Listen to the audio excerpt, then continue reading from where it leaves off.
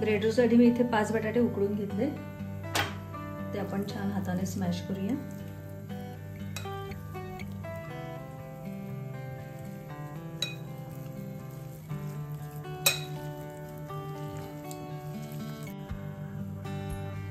मीठ घालू,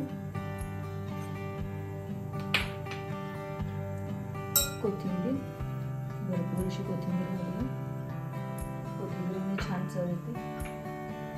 तिखट,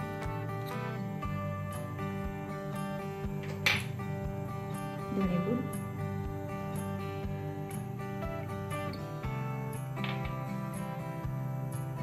आणि थोडी जिरेपूड, आणि हे मी मटार घेतले उकडून ते घालू। आता हे सगळं छान एकजीव करायचं।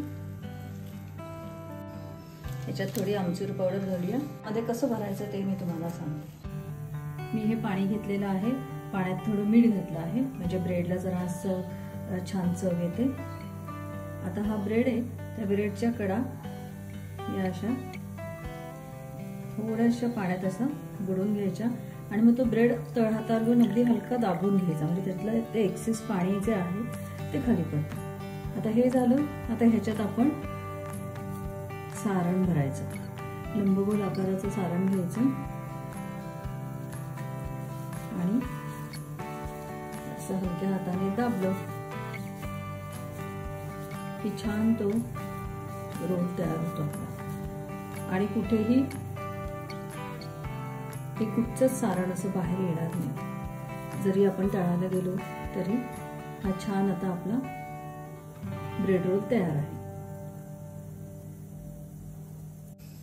आपले हे ब्रेड रोल आता इथे सगळे मी करून घेतलेले। कढई घेतली आहे, कढईत तेल गरम करत ठेवले, तेल आपल्या तापलेलं आहे।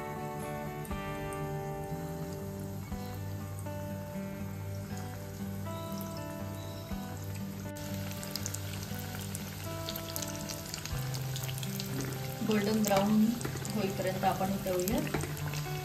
वेळ लागत नाही ब्रेड रोल तळायला, गॅस मोठाच ठेवायचा आहे आपल्याला।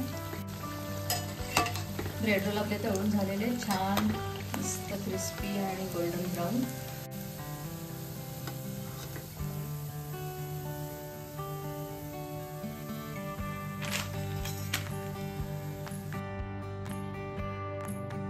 अशा प्रकारे आपले हे ब्रेड रोल तळून तयार आहे, छान झालेले आहेत, आणि तुम्ही नक्कीच घरी करून बघा, तुम्हाला खूप आवडेल, आणि मला तुमच्या कमेंट्स कळवा।